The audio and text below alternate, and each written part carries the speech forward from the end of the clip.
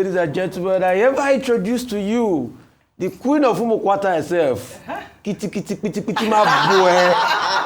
Kitty kitty my boy. Oji nika kitty kitty Oji. I don't know what you're saying. Good morning, Rufi on fire. Kitty kitty. Queen of Umukwata with a slice of southwestern, the southwestern spice. Hot ataro. Ayo, the Queen of Umukwata that is not giving our community light. They must give their community light. Oh yes. They must give your community light. We've been in talk. Excellent. Serious talk. Excellent. I trust our governor, Deputy Governor of Delta State. You will do it. You will do it for us in the One Nation. Yes. Good morning, Ayo. How are you this morning? I'm doing good. Fantastic. Our favorite Najawa. Good morning. How are you? I saw your other side today. I didn't know you. Which way? Oh. Straight. I feel like I'm saying Oji area. Underline our favorite Najawa. Don't about it. Not here, so today I'll manage that one. Our favorite Najawa. Our. Well, good morning to you, viewers. Let's begin what's trending in Rivers State, where the state's administrator, Vice Admiral Ibok-Ete Ibas, on Sunday issued a powerful call for peace as the state transitions back to democratic governance following recently concluded local government elections. While speaking during a Thanksgiving service, Ibas urged Rivers people to abandon political rivalry and personal interest in favor of lasting peace and development. Rivers people must rise above bitterness, rivalry, and self-interest to pursue the greater good of our state. The progress and prosperity of Rivers State must be placed above personal and/or partisan interest. I make a special appeal to our political actors: shade your sword. Politics must never be an excuse to destroy the very state we are called to serve. To our youth, you are the strength of Rivers State. Do not allow yourselves to be used as tools for violence. Well, I mean, Rufai, Ibas's call for unity is crucial in healing political wounds and, of course, rebuilding trust between communities that have been torn apart by electoral violence. And, of course, the partisanship that has been rocking River State for a while. So let me take some tweets, because obviously you know that there will be reactions to this Thanksgiving service as well. This is from D1, who wrote, anybody who values his peace should avoid meddling in Fubara's issue with both Wike and Tinubu going forward. The guy will not send you if you try to support or defend him in any way. Are you guys listening? We're listening. He has been reinstated. Let him face his work and his relationship with his Oga. Well, Mezie wrote, Tinubu said he boycotted the Constitution of Nigeria to appoint Ibas as sole administrator of Rivers State in a democracy because of heightening insecurity in Rivers. This is almost the 6th month, and we haven't seen Ibas in any security scene in Rivers State. The only thing we've been seeing is that a man sent on a mission to tackle insecurity is now writing off billions from government coffers to only God knows where.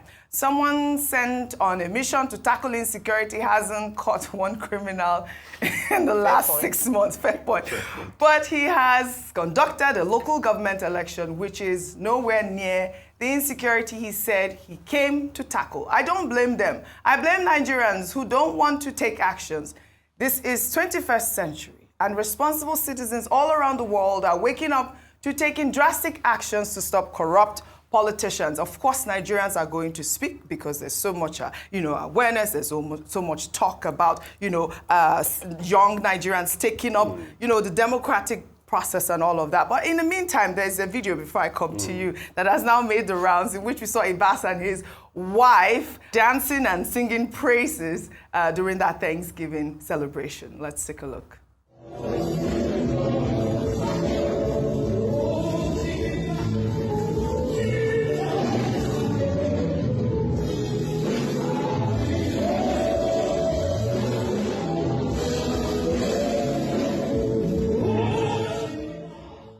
We had had a longer video, but they were saying, Ibas is just looking around. What's happening? It was just the wife's side. But of course, Thanksgiving. Bye, go ahead.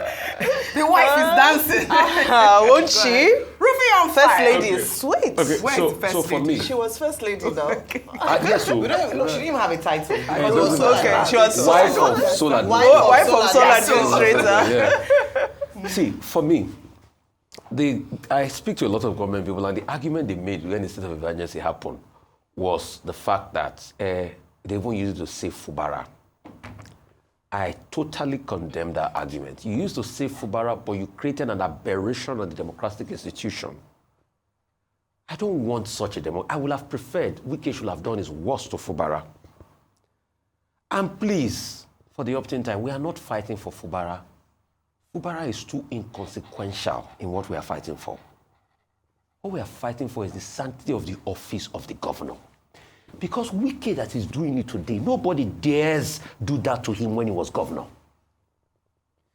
Whatever agreements Fubara and Wike had in their closets, that's their business. But as long as Fubara was already the governor, that seat we're fighting for. And for me, it's a fair fight of principle. Just like I lent my voice in favor of Governor Sanwo-Olu when he was facing his own with those above and the Lagos State House of Assembly matter. The speaker. Do I disagree with Governor Sanwo-Olu? Yes, we don't agree on some things. We agree on some things. But for Fubara is not the bone of contention because Fubara will come and he will go. But if you start to desecrate the seat of the governor because it doesn't favor you, then that's what I have something against. And that's why I was talking about institutions. So on that score, it will have been beneficial for even Fubara to have been impeached. Let's see how the process pans out, rather than say you were saving him by putting a state of emergency. So is it what you are saying invariably, as the state of emergency now become a play tool in the hands of politicians that if you want to settle the score and say, okay, let me hold your hand for the other one while he conducts his local government elections, we'll quickly declare state of emergency. You know, it's such a joke, and that's why some groups are already saying because Matawale and Dauda are fighting in Zamfara, declare state of emergency. You can see the joke our democracy has become. And these are the vestiges of demonstration of grace in state affairs. All right. I yield the floor. All right, then. Well, we'll continue to follow up on the story. Let's go to Tokyo now, where the 2025 World Athletics Championships are currently underway. Well, over the weekend, track and field star and world record holder Tobi Amusan stirred up controversy after revealing the kit she received from the Athletics Federation of Nigeria. In a viral video posted on Snapchat, Amusan highlighted the disparity, noting that while some athletes were gifted boxes of apparel and gear, Nigerian athletes only received a small nylon bag with just 2 outfits. Well, let's take a look at that clip, and then we'll take some reactions. All the other countries, they give their athletes suitcases. See what in Nigeria pack kits put for athletes. Every year, that's how they collect time. It's one small lino bag. This country will steady embarrass you. Now, can't say many people not switch allegiance. Now, never ready. 1, Rosie is a laugh. I'll put you for video now. 2, men are the can't time. 2 like that. Even blind man not say this thing. It go be like Nika for my body. They give us 2. Tell you what? Wait a minute. They went to bash one. Wear long tights. Wear 3/4 tights. Wear long sleeve. No singlet. No nothing. We don't even get clothes we go wear for dining. This thing they give us now is strictly competition gear. Strictly competition gear, that's what I say. But you know, in response, the Athletics Federation of Nigeria accused Amusan of misleading the public, revealing that she demanded business class travel while other athletes flew economy. Well, according to the AFN president, Amusan received exactly the same comprehensive kit package as every other Nigerian athlete at the World Championships in Tokyo. AFN further explained that the hurdler deliberately displayed only one small portion of her complete gear allocation to create a false narrative, while the remainder of the competition items were scheduled for delivery in systematic batches throughout the championship period. I mean, this was such a response, right? The AFN president also went on to address travel arrangements, revealing that while the federation booked all athletes in economy class to manage costs, Amusan specifically refused to travel unless upgraded to business class. Our athletes are flying economy,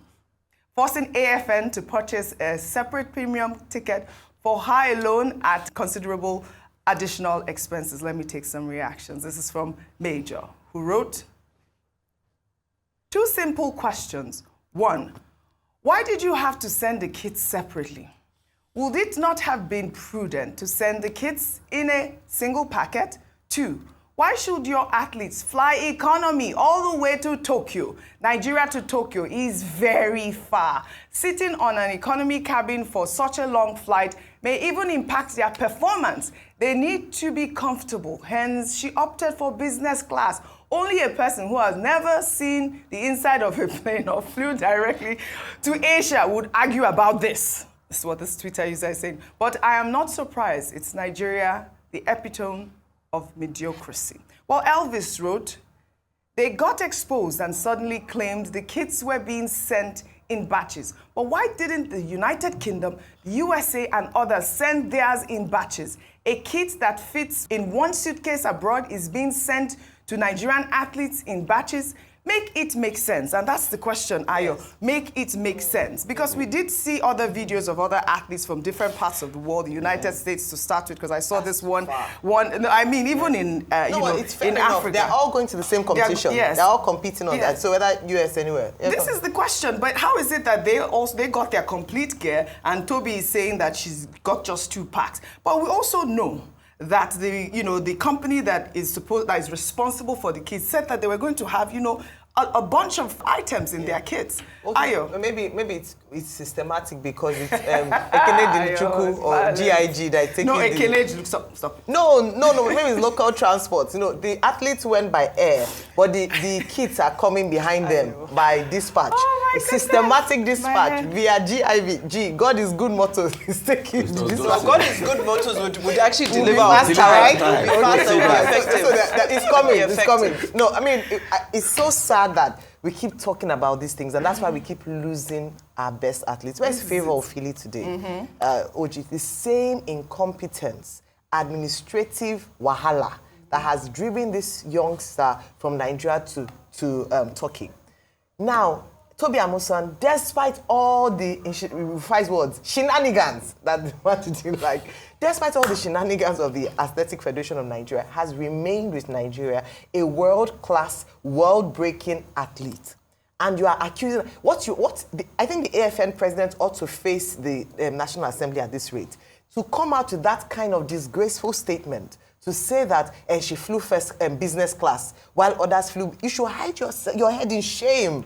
Nigerian athletes, so this is what they are going through. So what is the point of them coming back and then we give each of them $100,000 and houses in Abuja? Can they use that money to invest in our athletes so that they can actually have a better chance at these competitions? So that kit is not in anywhere comparable anywhere in the world. And if we keep talking about different aspects that's failing in Nigeria, let's see the budget that was allocated to this competition.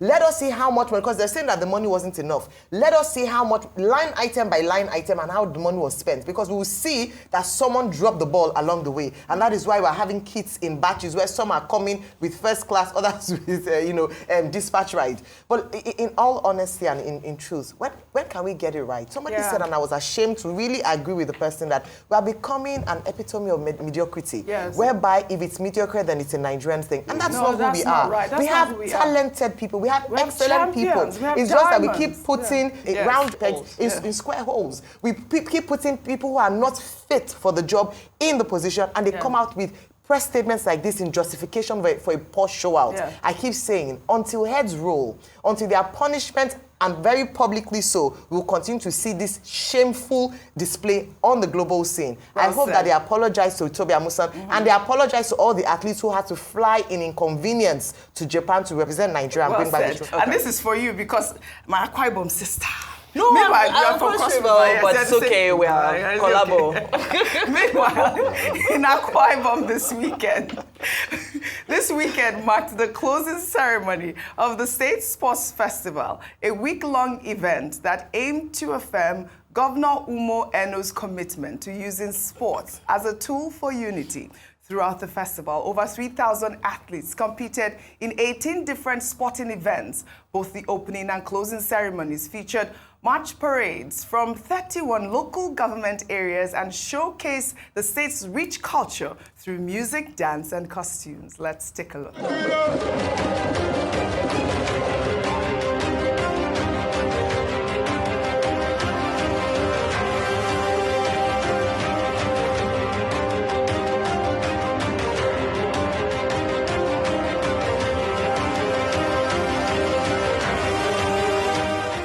This is what I say, Akwa Ibom, no, they carry last. Yes. Well, the governor, Umo Eno, made a significant move by creating a Ministry of Sports for the first time during that festival. And this is the first time in the state's history to be led by journalist and sports administrator Paul Bassi. The governor also approved a new sports academy and provided sporting equipment to boost training and performance. Well, looking at other states serving by, events like this, given the Ogun Sports Festival in May, it's clear that the states across the country are investing in sports as a way to, empower young people in a wide range of fields, from swimming and tennis and judo and track. And we're seeing these, our state governors, doing the Lord's work for our athletes in Nigeria. And this is what we need to encourage, man. And also, tie it in with the, Athletics Federation of Nigeria and their response to our athletes that are going out there to the world to represent Nigeria. Because this is where it starts. It starts in the grassroots. Yes. And you want these young people to have aspirations to want to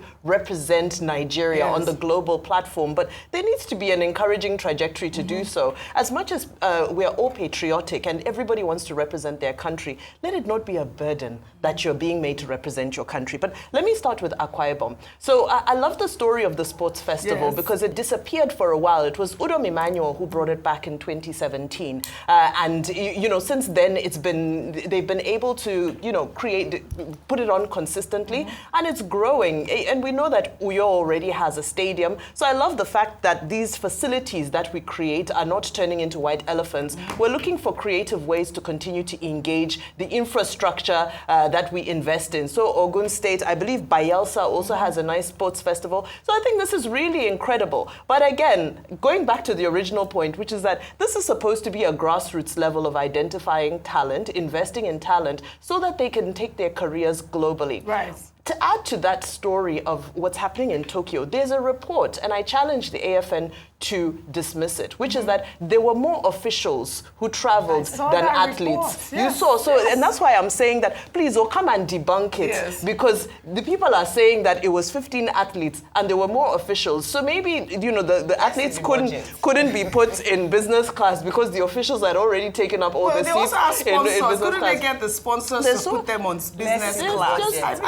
And it just chimes into the same point that it's in vain if we're celebrating the fact that, when they do well against all odds, then we now shower them with gifts. How about we invest? We don't even need 100,000 per person. We just invest a minimal amount to ensure that they have conducive conditions, that when they get there, they're also able to perform at their best. They have peace of mind. All these stories of, I did well against all odds, shouldn't be the norm. It should not be the norm at all. And a lot of, her counterparts, her sports mates have, also chimed in. We said Blessing in her support on this whole mess. I mean, we need some more information from the Athletics Federation of Nigeria. Now to Abuja.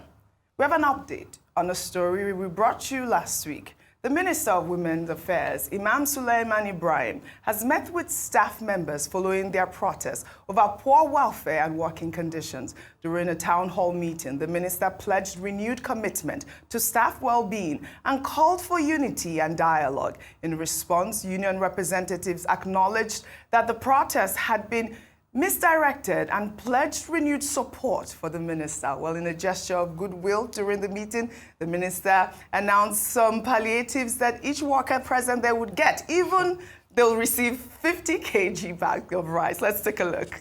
This meeting would have held on Wednesday if only I had the lift to go downstairs after my emergency meeting with the UAE. Despite the fact that I was not informed of any meeting, I was not prepared. But it would have held if only when I came downstairs to escort this ambassador, the lifts were not switched off. And that's when I knew that I had to have this meeting regardless, because I want to hear the reason why you switch anybody's lift.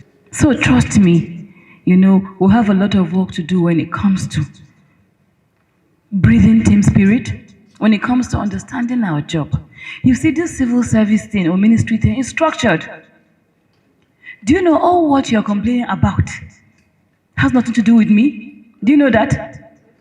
Ask the permanent secretary. There's nothing she brings for approval that we do not agree and approve. Only like 2 things. One of them was fistula. And fistula because I cannot sign what will put all of us in trouble. And I said, go and fix the file and bring it back for me to sign. Yes, we have problems, but nobody is a magician here. I don't know about you, but I'm not a magician. But I know that I'm a mover, I'm a shaker, I'm a go-getter. I'm a problem solver. I must commend this woman, and this is what we need to see. Yes. Government taking action. We put out a report. The response, we asked her to meet with the workers. She met with the workers and promised to pay attention to their plights. The workers also raised additional concerns about housing, training opportunities, and inclusion, which the minister assured will be addressed within available resources. Kudos to the Minister of Women Affairs. Accountability. Kudos. Well, still in Abuja. If it was some people. You can't say that. No, go. Which people? I say if it was some people before, they would sue all the... But they will call you to NBC and they will tell you to... They will sue. They say don't... In fact, they will sue everybody. They will sue to the extent that they will sue UN. Producer said we should move. Oh yeah, please go ahead. I'm sorry, I'm taking the time. I don't know who you are talking about. I don't know too. Well, kudos to the Minister of Women Affairs. Well, still in Abuja, the media advisor to Atiku Abubakar, Paul Ibe, is calling on FCT Minister Nyesom Wike to clean up what he called mountains of waste across the city. In a series of videos posted on X, Paul Ibe revealed piles of refuse in Utako Motor Park, Gwari District area, and Gwaringpa, saying that the refuse dumps have taken over major parts of the city. And I'll take Paul Ibe's tweet, and he wrote in part, waste management and environmental degradation have become issues of serious concerns in Abuja, the federal capital. Investigations suggest that the FCDA appears overwhelmed by the challenges of mountains of waste that have taken over some major parts of the city. I honestly think that Minister Nyesom Wike needs to dedicate more time to the governance of the FCT before the entire city is overrun by refuse. By the way, this intervention was inspired by what journalist Deji Badmus did in Lagos through his sustained campaign to have a manhole that had caused multiple road accidents on the airport road to the Murtala Mohammed International Airport in Lagos fixed. Well, let's take a look at the videos that Paul Ibe posted before we take some reactions. Let's pull up that video really quickly.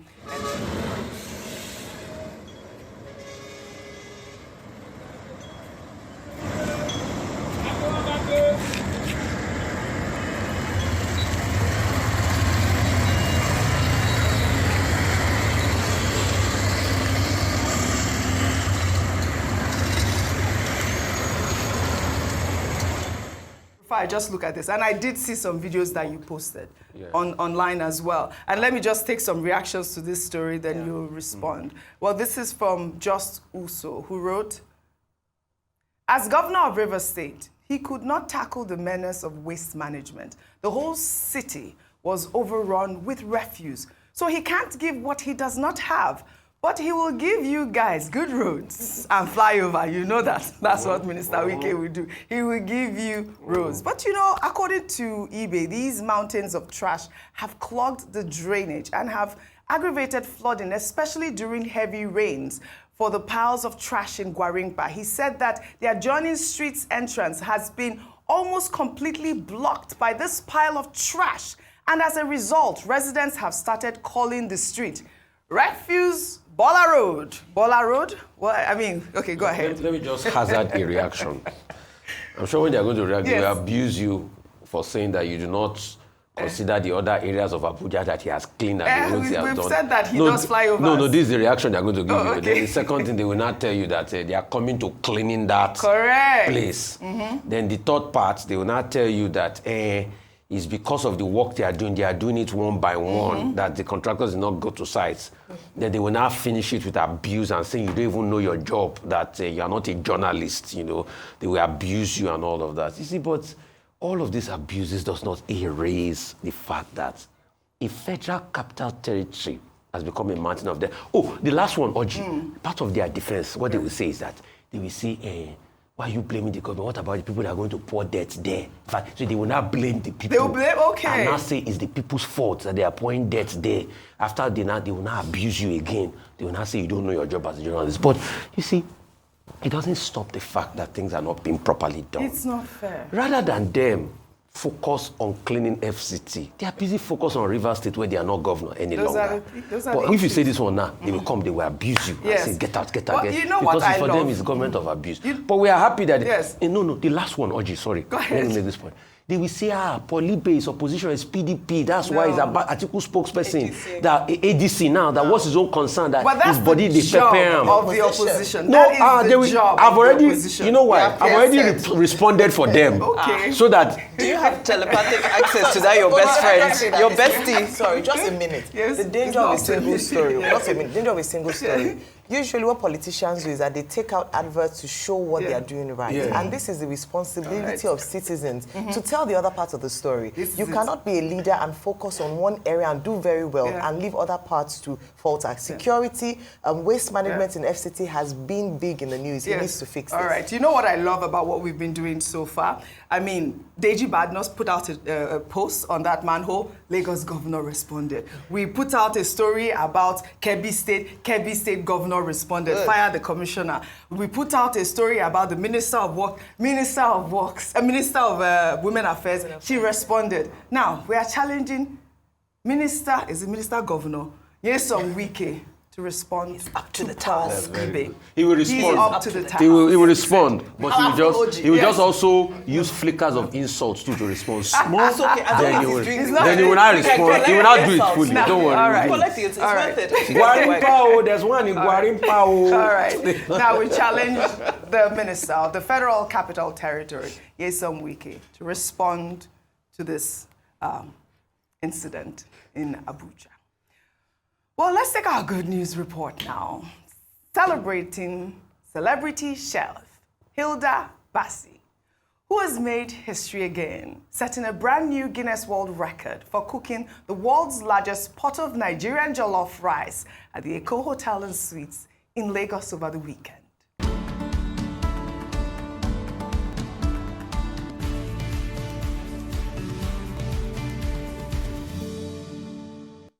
The atmosphere was electrifying as over 20,000 food lovers, celebrities, and influencers gathered to witness this first of its kind culinary achievement. The groundbreaking feat pulled a massive crowd who cheered on as Hilda prepared the enormous pot of jollof rice. The event reached fever pitch when multiple award-winning filmmaker Funke Akindele arrived to support Hilda, energizing the already exciting crowd with exciting dance steps that had fans screaming with delight. The cooking spectacle was carefully documented by official Guinness World Record educators, ensuring every detail met the strict verification requirements. This latest achievement cements Hilda's reputation as a record-breaking culinary innovator. They deserve it. They've been here since 7 a.m. Some people have been here since 5 a.m. So anywhere I drop, in case I don't get money, I give conductor one. For Jollof.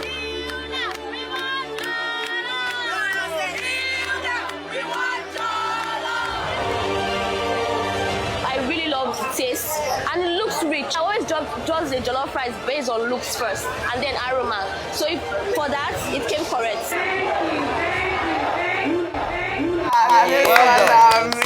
Well done, Hilda. Well done, Hilda. You know, you'll recall that, in 2023, Hilda Bashi set the Guinness World Record for the longest cooking marathon by an individual, lasting an incredible 93 hours and 11 minutes in an event she famously dubbed Cookathon. Since then, her daring spirit has inspired a wave of similar attempts across Nigeria and beyond.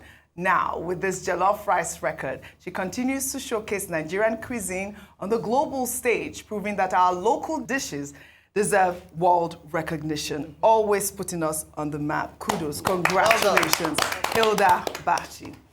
Now to our milestones. Today we celebrate a towering figure in Nigerian politics and business, Bamanga Tukur, who marks his 90th birthday, representing nearly a century of service to Africa's development and Nigeria's democratic journey.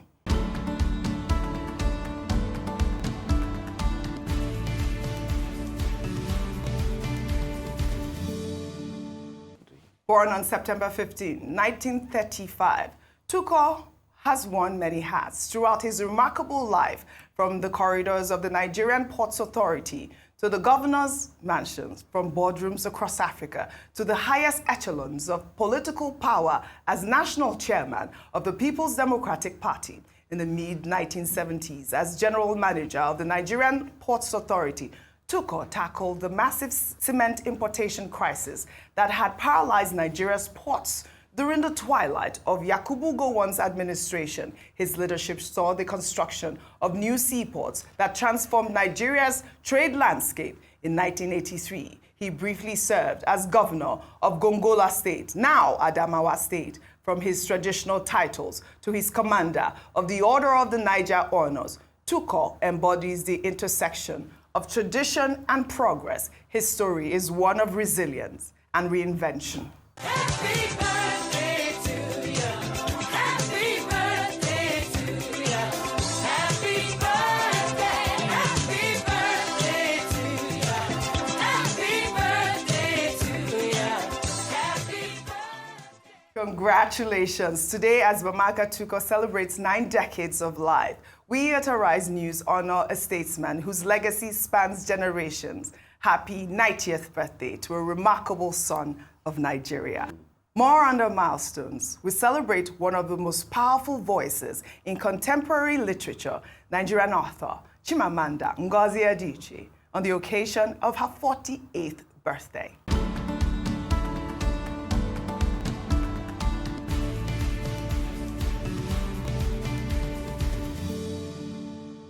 Born on September 15, 1977, in Enugu, Nigeria, Chimamanda has become what critics call a global feminist icon, a title she earned through her unflinching exploration of identity, feminism, and the African experience. From her breakthrough novel, Purple Hibiscus, to the internationally acclaimed Half a Yellow Sun, which vividly captured the devastation of the Nigerian Civil War, Adichie has consistently used her pen as a powerful instrument of truth-telling. Just this year, after more than a decade, she gifted us Dream Count, a testament to her continued commitment to writing songs and amplifying voices that need to be heard. Her words have traveled far beyond the pages of books, reaching global audiences through her famous TEDx talk, "We Should All Be Feminists," which even found its way into Beyonce's song, Flawless. We teach girls to shrink themselves, to make themselves smaller. We say to girls, you can have ambition, but not too much. We raise girls to see each other as competitors, not for jobs or for accomplishments, which I think can be a good thing, but for the attention of men.